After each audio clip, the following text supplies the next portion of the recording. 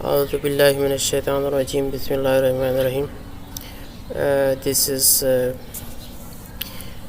course with the course title of Nanophysics and Technology, having the course code of PHY445. And in today's lecture we will discuss the atomic force microscopy. Basically we need to know the requirement and the history of atomic force microscopy, why it has been introduced, and the basic principle behind the very high resolution of atomic force microscopy. We will discuss with the working environment, the working procedure of this system, and at the end we will discuss the various type of application in the different fields of sciences. Looking toward the history of atomic force microscopy, first we need to know about light microscope. One thing we need to know, if something we cannot observe with our naked eyes, we need some aids, some tool to observe it. So initially the light microscope were used as an aid or as a source to observe something beyond the observation of our naked eyes. So that light microscopes has very long history, but anyhow that has very limited resolution because of the light, because of the wavelength of the light that is used for this particular purpose. But anyhow, in optical microscope or in the light microscope, the light, especially the visible light, is used to observe something. Further improvement in the microscopy and very big turning points come across 1938, when some new type of microscope were introduced, which are called as a electronic microscope. And in electronic microscope, transmission electron microscope was introduced, in which the electron beam was used as a source to observe something, and because of having very low wavelength of these energetic electrons, so that was used to observe something. In transmission electron microscope, the beam of electron accelerated with very high voltages, and then it passed through a sample, and this transmitted beam can get information from the interior of the sample. Further improvement were made in 1964, where scanning electron microscopes has been introduced. In this case, the beam of electrons scan the surface of the samples and can the backscatter electron can be collected at the detector, and we can get information from that. Further improvement were made in 1982, where scanning tunneling microscope were introduced. Scanning tunneling microscope has both the capacity of scanning microscope and transmission electron microscope and scanning electron microscopes. And further improvement in 1984 were made by introducing the scanning near field optical microscope. And today, regarding the today lecture, the atomic force microscopy was first introduced in 1986, which has very high resolution. The resolution around around atomic dimension, that is 0.1 nanometer, or around 1 angstrom. These are the images of optical microscope. This is the first introduced transmission electron microscope, and this is AFM. Why is called as AFM, or why is called as atomic force microscopy? As we discuss atomic force with the help of atomic force microscopy, we can get the resolution around 1 angstrom, or that is around 1 atomic resolution. And images obtained by the AFM can distinguish two closely spaced atoms. And why the word force has been introduced? Because the images is created by quantifying the force between the probes, the cantilever tips, and the sample surface. And as the AFM amplifies the image of the sample, that is why it is called as microscope. So some of the things, just like protein molecule, which are not observable with some other microscopes, we can observe it with the help of AFM. This is some more brief history about AFM and the structure and structure of this atomic force microscopy. The atomic force microscopy was basically developed when people tried to extend the scanning tunneling microscope technique to investigate the electrically non-conductive material like proteins. So in 1986, two scientists, Benning and Quach, demonstrated the first time the idea of electronic microscope, and because their work was published in Physical Review Letters in 1986. Further improvement were made in 1986 by a scientist, and he developed an FM setup having a vibrating cantilever technique, and his work was published in Journal of Applied Physics in 1987. So this is actually the structure of the atomic force microscopy. We have knobs for the photo diode adjustment, we have some knobs for the laser adjustment knobs, and similarly here is head.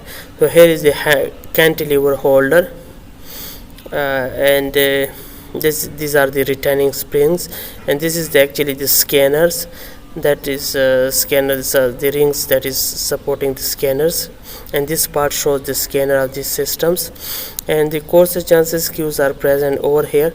This is the motor control switch, and finally this is the base, and here is the display which showing the results about the samples.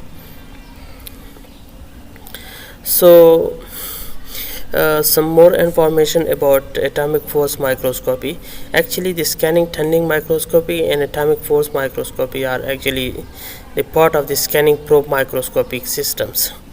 STM use the electronic property between the tip and the sample, but in case of AFM, it uses the forces between the samples and a tip on the end of a cantilever. This forces changes the tip gets closer to the sample. The force goes to zero when the distance between the atoms reaches a couple of angstrom, equal to about the length of a chemical bond.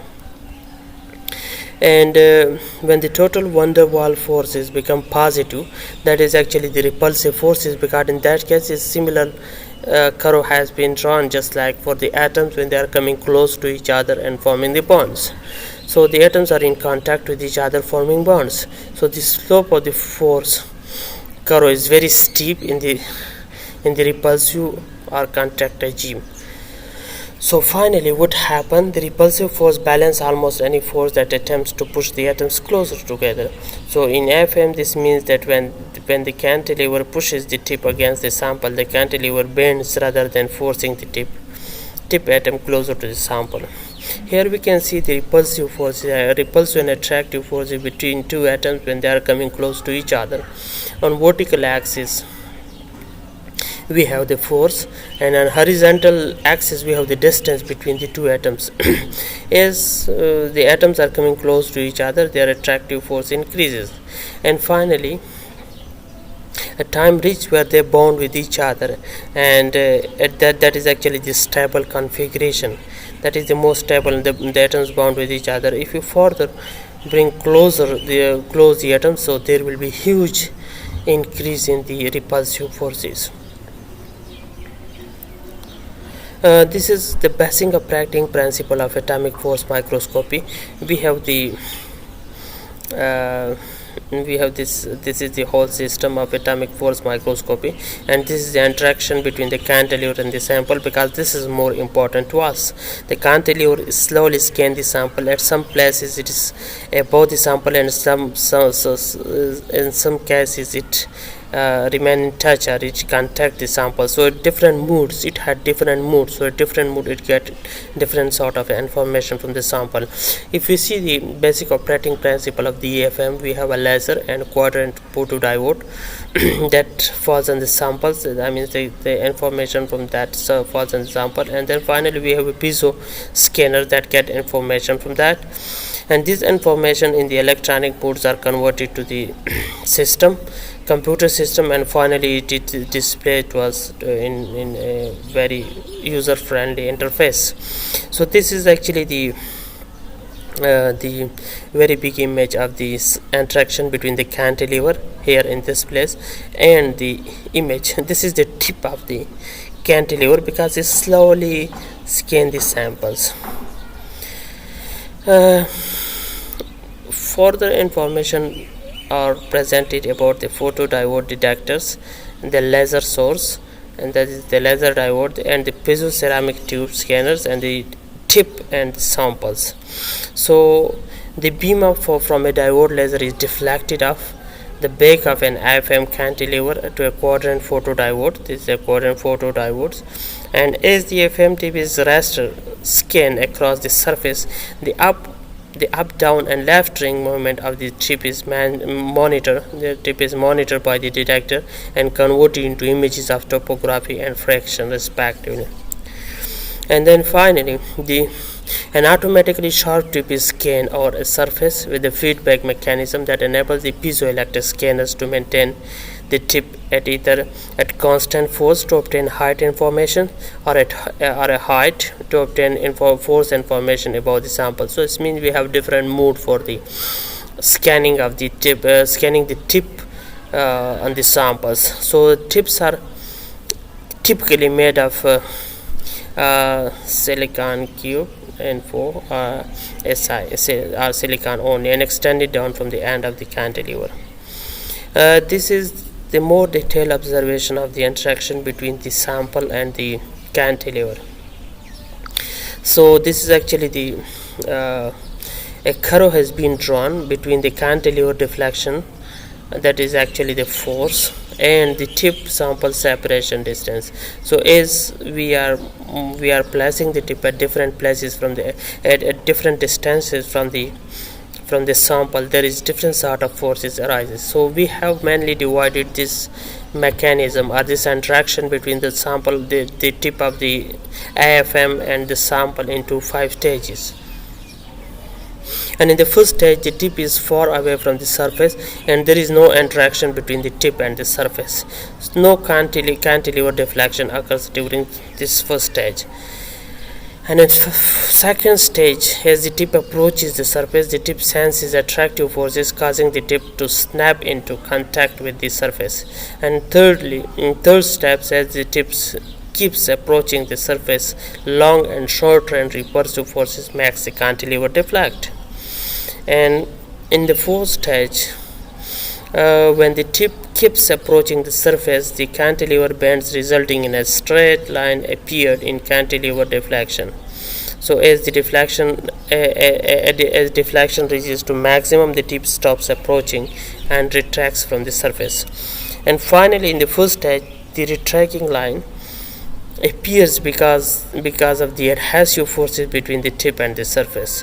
And once this tip surface separation is large enough to overcome the long range attractive interaction, the cantilever returns to zero deflection. And these are the different tips that are different interaction modes that are shown here. This is tip 4, the first stage, the second stage, the third stage, the fourth stage, and this is the final stage. Further explanation of this tip and sample interactions are, and that is presented here, and that is actually the microscopic level explanation, or an approach curve or the force distance curve displaying the vertical cantilever bending versus the lever and sample displacement.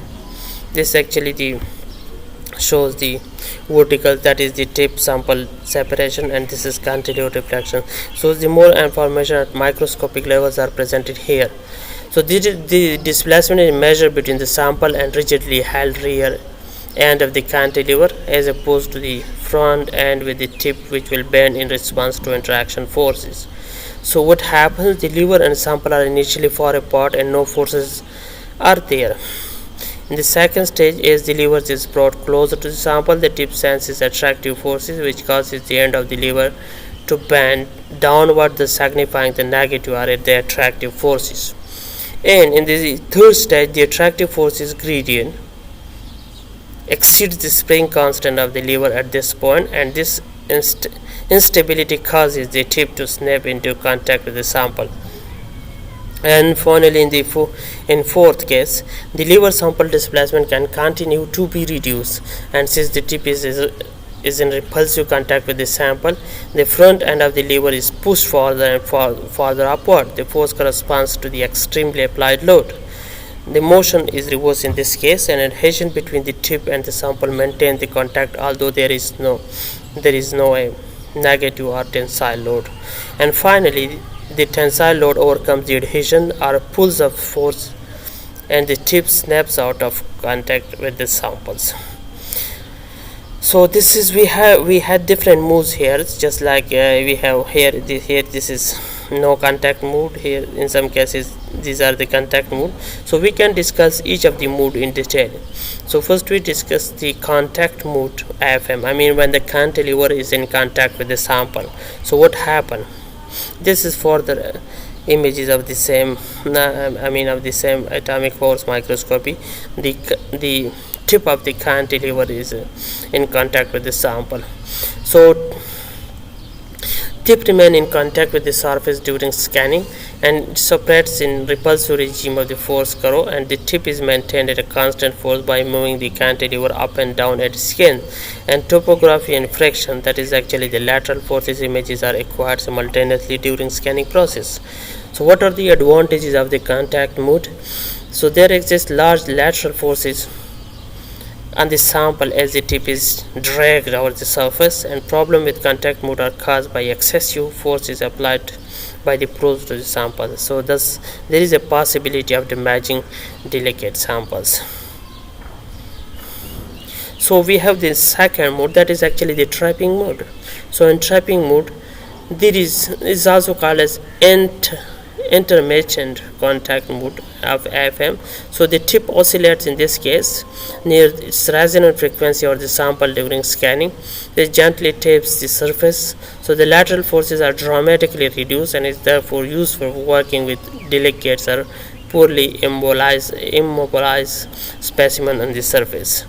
And what we get, the topography, the height and the phase, that are actually the elastic property data, are acquired simultaneously during scanning process.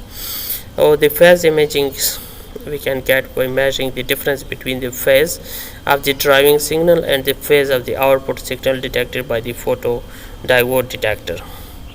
So if we can compare the AFM with simple electronic microscope, that are the scanning electron microscope and transmission electron microscope, what happen, or even the optical microscope as well. So the optical and electron microscope can easily generate two-dimensional images of a sample surface with a magnification of around thousands times for an optical microscope and a few hundred thousands for an electron microscopes.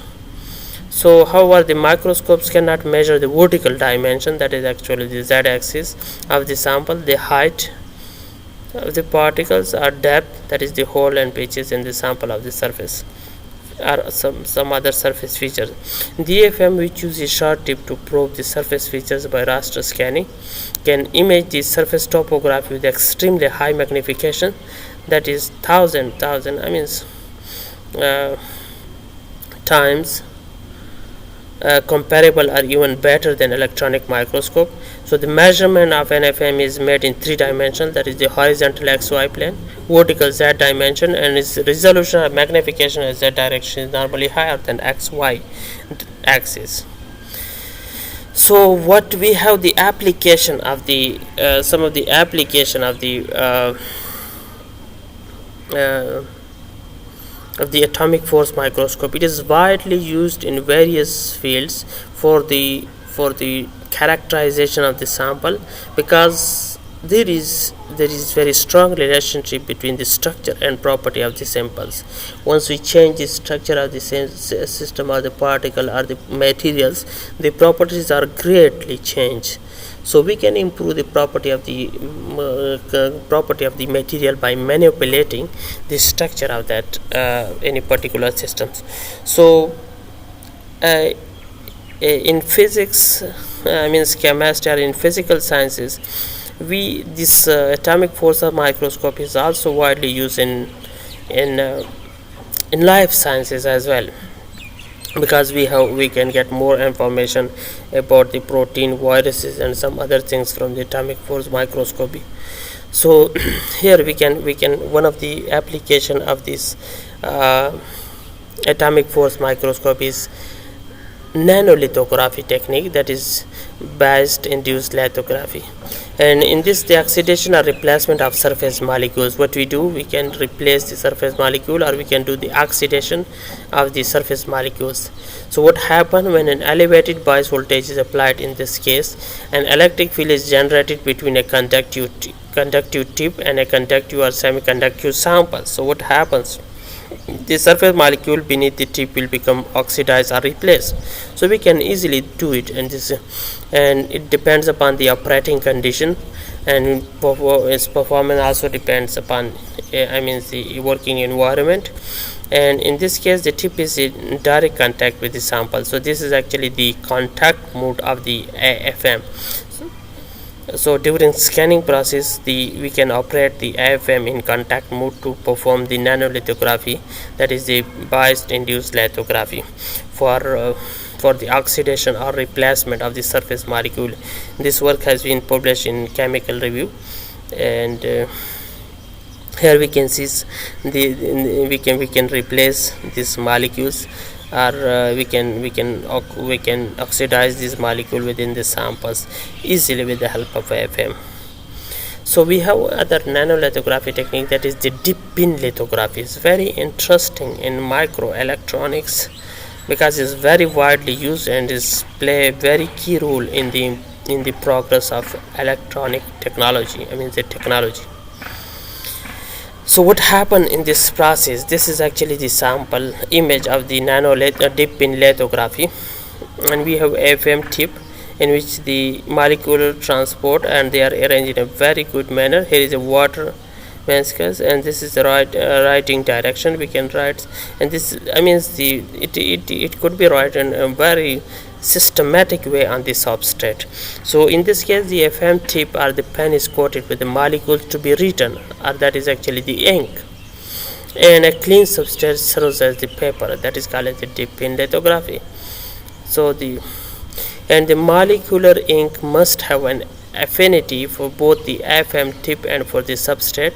And just like, for example, if we have n type of alkethanols attached to silicon nitride AFM strips through this physical adsorption process, and then bind the surface of the certain metals through chemical absorption, and the molecules are transported to the surface via capillary diffusion through the nanoscopic water maskers forms between the tips and the sample in an ambient environment. And what happened? The transfer of the ink is dependent on the relative humidity, which affect the size of the water masker formed between the tips and the surface. So what is the result? The tip is held in contact with the surface. That is also the contact mode of the AFM. So the tip is held in contact with the surface for certain time interval to write the molecules on the substrate in a very systematic way. These are actually the example of dip pin lithography. We have some of the dip pin lithography images in which it has been written in a very systematic way. We have nano pattern written with dip pin lithography. In a very systematic way. Here you can see in micrometer range. It has been written. It has been arranged in a very systematic way, and that is why it's play very vital role in the microelectronics. So this is something about atomic force microscopy and discussion about the atomic force microscopy. I hope we can discuss some new things in the upcoming topics. Thank you very much.